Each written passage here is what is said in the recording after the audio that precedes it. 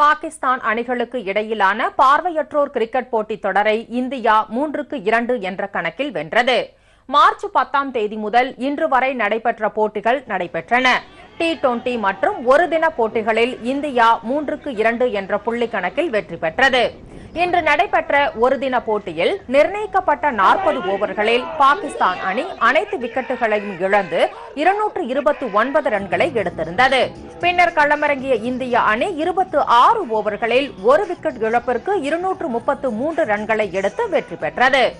இந்திய வீரர் பிரகாஷ் 92 பந்துகளில் 130 ரன்களை குவித்து இந்திய அணியின் வெற்றிக்கு உறுதுணையாக இருந்தார்.